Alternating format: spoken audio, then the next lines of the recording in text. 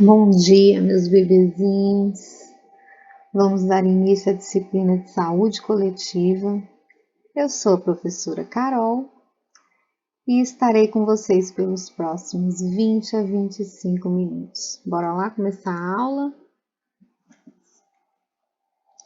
Como vimos na aula anterior sobre o histórico da saúde no Brasil, podemos observar que, historicamente, os serviços de saúde foram pautados por doenças condicionadas pelo tipo de desenvolvimento social e econômico, aliado também a uma crescente industrialização e urbanização, com grande número de fábricas e aumento da aglomeração humana nas cidades, principalmente em busca por emprego e melhores condições de vida. Observamos também, ao longo da história, que tivemos algumas tentativas, poucas, mas a maioria delas não eram suficientes para suprir as demandas da população, principalmente dos pobres, que era e ainda é a grande maioria dos brasileiros. Em 1923, as caixas de aposentadorias e pensões, CAPES, foram regulamentadas, permitindo a aposentadoria e assistência médica às classes trabalhadoras ligadas à produção exportadora. Até que, na era Vargas, que ocorreu principalmente de 1930 a 45, onde foi a maior atuação desse governo, essas CAPES foram unificadas, originando os Institutos de Aposentadorias e Pensões, as IAPs, que eram organizadas por categoria profissional, como eu citei na aula anterior, por bancários, ferroviários e assim por diante. Enfim, era organizado por categoria profissional. Cobriam os custos com aposentadoria e assistência médica só para os trabalhadores contribuintes. A partir da década de 50, de 1950, com o aumento de sócio dos IAPs e devido ao incremento do número de trabalhadores por causa da industrialização, começaram a ser objeto de interesse uma nova unificação, gerando descontentamento entre os trabalhadores e empresas, que percebiam que a qualidade nos atendimentos na área da saúde iria reduzir. Em 1953, a gente pode observar que foi criado o Ministério da Saúde, desmembrando do Ministério da Educação. Nessa época, a atuação do Ministério da Saúde ele se resumia a restritas atividades de promoção de saúde e prevenção de doenças, por exemplo, através das vacinações, que eram realizadas em caráter universal. Já a assistência médico-hospitalar gratuita era destinada a poucos grupos de doentes, servia principalmente aos indigentes. No período do regime militar, a gente pôde observar o surgimento de doenças que antes eram erradicadas. Além disso, observou o agravamento das situações de mortalidade geral e infantil. A política de saúde, que ainda priorizava ações de unificação dos órgãos de assistência e previdência para o Instituto Nacional de Previdência Social, o INPS, e privatização de medicina entrou em crise. Daí, houve diversas manifestações da população que estava insatisfeita, assim como as ações dos sindicatos e de entidades profissionais de saúde, ampliando mais e reforçando cada vez mais também a luta que visava melhorias nos serviços de saúde. De maneira geral, o INAMPS ele tinha um caráter restritivo, com acesso apenas aos trabalhadores formais, que contribuíam por meio de desconto em sua folha de pagamento.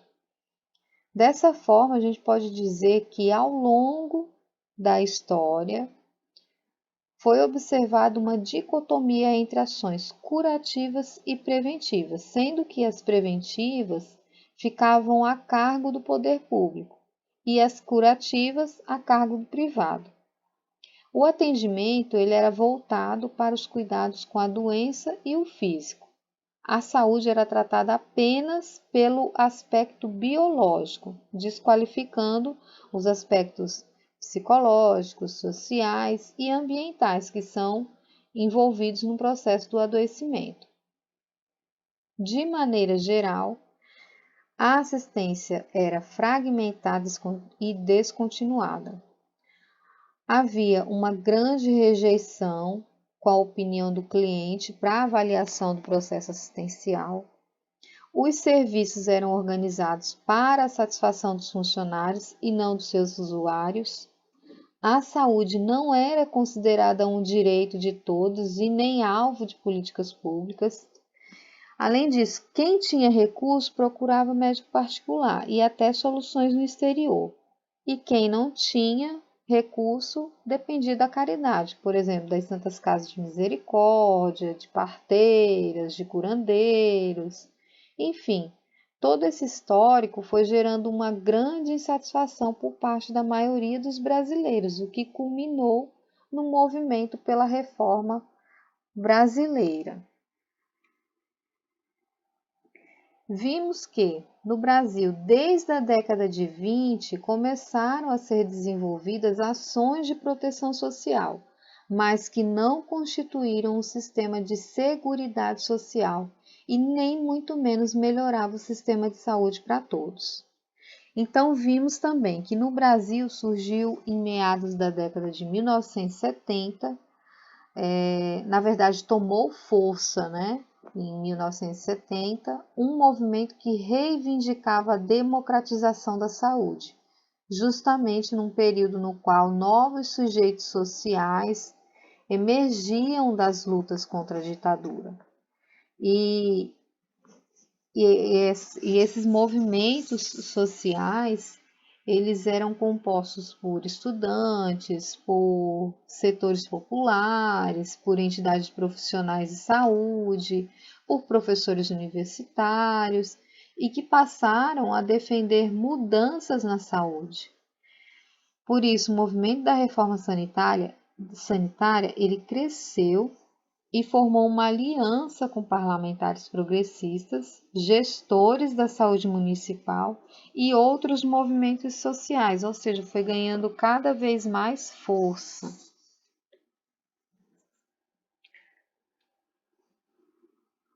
Assim, podemos dizer que a reforma sanitária deu início ao processo de implantação do Sistema Único de Saúde no Brasil. Então, em 1986, tivemos a 8ª Conferência Nacional de Saúde, e este foi um marco do movimento da reforma sanitária brasileira, onde reafirmou-se o reconhecimento da saúde como um direito de todos e dever do Estado, recomendando-se organização de um Sistema Único de Saúde, o SUS, que pudesse ser descentralizado, tanto por conta das atribuições específicas para a União, Estados e municípios, e que pudesse ser democrático, com a garantia da participação social na formulação das políticas públicas de saúde, no acompanhamento dessa gestão e dessa formulação de políticas e também na própria avaliação. A partir dessa conferência, a sociedade brasileira passou a dispor de um corpo doutrinário e um conjunto de proposições políticas que eram voltadas para a saúde e que apontavam para a democratização na vida social e para uma reforma democrática do Estado como um todo. Ou seja, meus meninos, o movimento da reforma sanitária ele cresceu no contexto da luta contra a ditadura, no início da década de 1970. A expressão ela foi usada para se referir ao conjunto de ideias que se tinha em relação às mudanças e transformações que eram necessárias na área da saúde e também na área social. Essas mudanças elas não abarcavam apenas o sistema, mas todo o setor da saúde, em busca da melhoria das condições de vida de toda a população. Grupos de médicos e outros profissionais preocupados com a saúde pública começaram a desenvolver teses e integraram discussões políticas muito importantes. Entre os políticos que se dedicaram a essa luta está o sanitarista Sérgio Arouca. E ele foi formulador de diversas discussões a respeito do SUS. As propostas da reforma sanitária e da 8ª Conferência Nacional de Saúde, portanto, elas resultaram finalmente na universalidade do direito à saúde, que foi oficializado com a Constituição Federal de 1988 e a criação do Sistema Único de Saúde, o SUS, em 1990. Sabemos que as primeiras tentativas sistemáticas de construir teoricamente o conceito de saúde, ainda na década de 1970, partiram da noção de saúde como ausência de doença. O conceito de saúde mudou devido às transformações sofridas ao longo do tempo em todos os povos. E ao longo dos anos, a saúde foi definida como a ausência de doença. Mas a ideia de saúde, ela corresponde a experiências pessoais únicas e subjetivas, não sendo possível ser reconhecida e significada integralmente pela palavra. A gente sabe que é um conceito subjetivo, mas é através da palavra que o homem se manifesta. Então, hoje, podemos pensar em alguns conceitos que nos ajudam a refletir. Por isso, segundo a Organização Mundial de Saúde, saúde é definida como completo estado de bem-estar físico, mental e social, e não apenas ausência de doença. Assim, na 8ª Conferência Nacional de Saúde, esse conceito de saúde ele foi ampliado e ficou definido que a saúde é resultante, entre outras, das condições de habitação, alimentação, educação, renda, meio ambiente, trabalho, transporte, emprego, lazer, liberdade, acesso e posse da terra, acesso a serviços de saúde e depende também de diversos fatores determinantes e condicionantes, certo?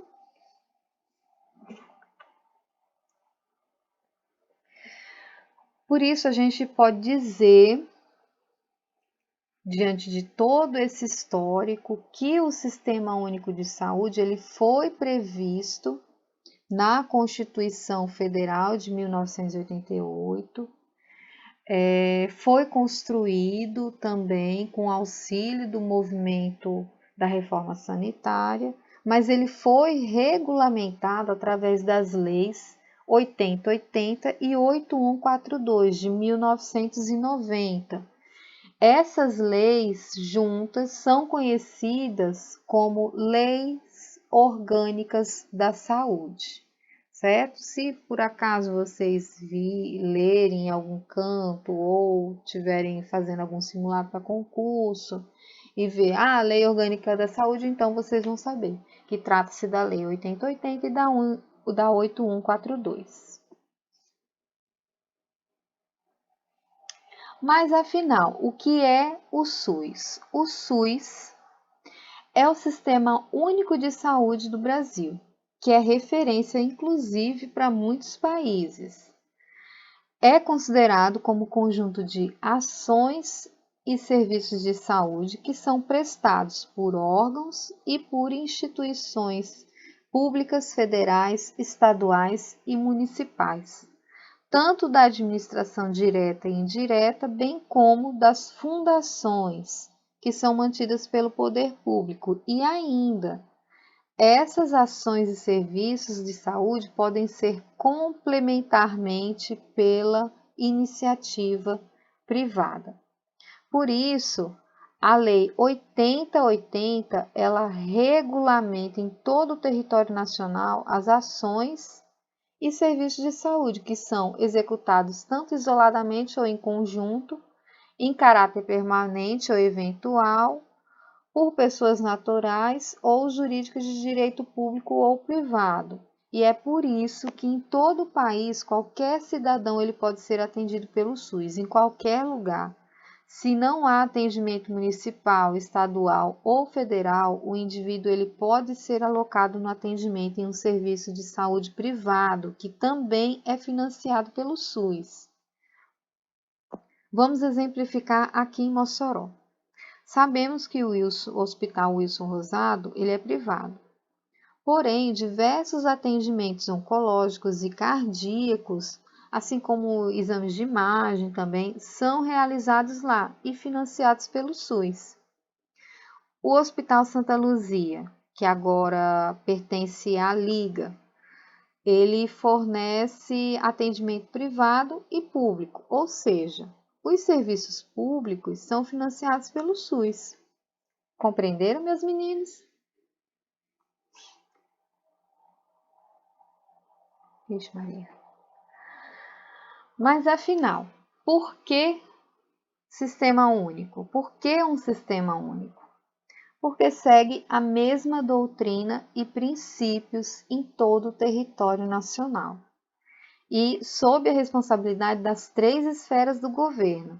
Não é um serviço ou instituição, é um conjunto de unidades, de serviços e ações que interagem para um fim comum, realizando atividades de promoção, proteção e recuperação da saúde.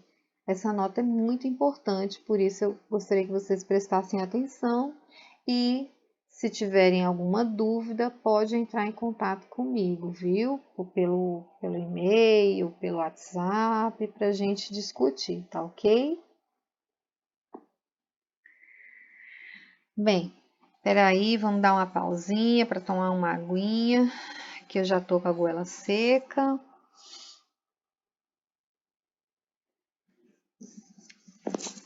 Tá bom, vamos prosseguir a aula. E qual é a importância de ter o SUS? Bora lá. Primeiro, é um importante mecanismo de promoção da igualdade no atendimento das necessidades de saúde da população. Segundo, oferece serviços com qualidade adequado às necessidades, independente do poder aquisitivo do cidadão.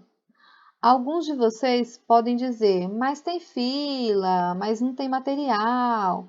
Mas vamos lembrar que antes era muito pior. Vamos lembrar que o Brasil é grande, mal administrado e temos muita corrupção no nosso país. O sistema não funciona 100% como está na lei, mas por causa da má administração que temos. Por isso a gente tem que pensar muito bem antes de votar. E assim, com um sistema único, a gente diminui os riscos e agravos à saúde de todo e qualquer cidadão. Então, assim, de fato, na lei, o SUS é lindo, maravilhoso, serve de referência mundial. Na prática, ele não é tão eficiente por conta da má administração que temos no nosso país há muitos e muitos anos, certo? Terceiro ponto importante que ressalta a importância de se ter o SUS. O SUS ele é importante porque fornece a promoção, a proteção e a recuperação da saúde de todos os cidadãos brasileiros, certo? Esse é o terceiro ponto importante de se ter o SUS.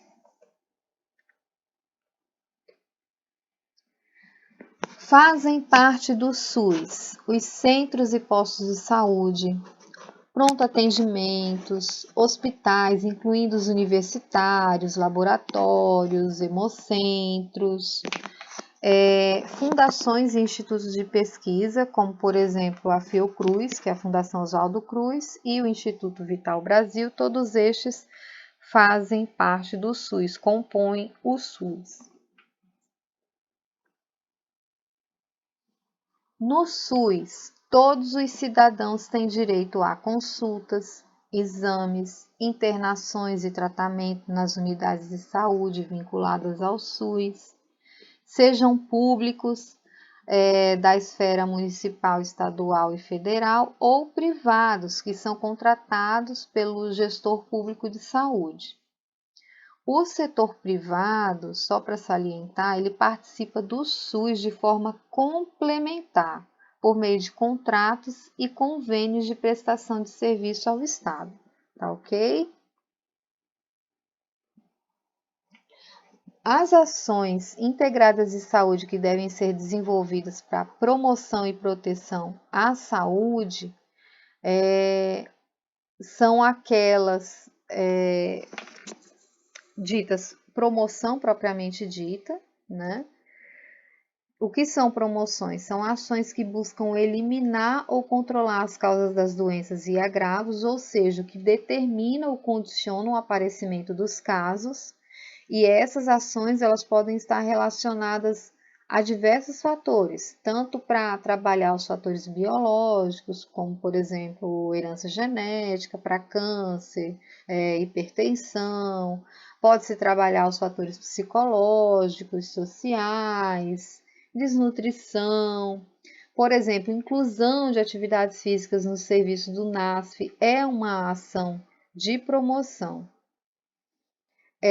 Ação de proteção são aquelas ações específicas para prevenir riscos e exposições às doenças. Específico para uma determinada doença, né?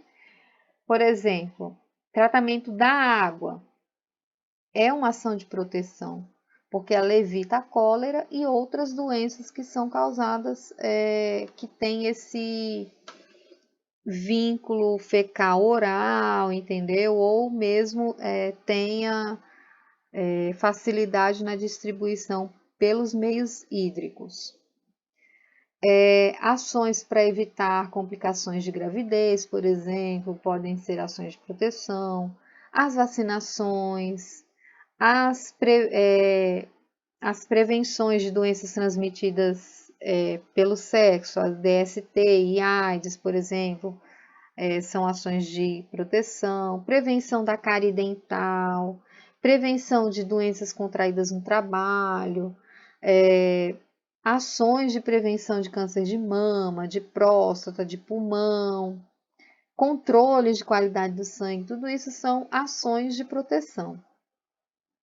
Ações de recuperação de saúde, elas promovem o diagnóstico e tratamento das doenças, assim como acidentes e danos de toda a natureza. E essas, né, que eu citei também, elas vão ajudar em ações que podem evitar a morte das pessoas doentes. Por exemplo, diagnóstico e tratamento de doenças, de acidentes, tratamento que favorece a reabilitação de pessoas, programa de saúde a grupos mais expostos, como por exemplo gestantes, idosos, tudo isso são ações de recuperação de saúde. E lembrando que ações de reabilitação são aquelas ações que promovem a recuperação parcial ou total das capacidades perdidas por alguma pessoa que tenha tido algum tipo de doença específica. Por exemplo, uma fisioterapia para o seu João que teve um AVC, um exemplo, é uma ação de reabilitação, certo? É uma ação de recuperação e de reabilitação, tá ok? Lembrando que as ações de educação em saúde, elas visam principalmente a promoção e proteção da saúde, mas elas também podem ser executadas para informar a população sobre os aspectos da recuperação da saúde.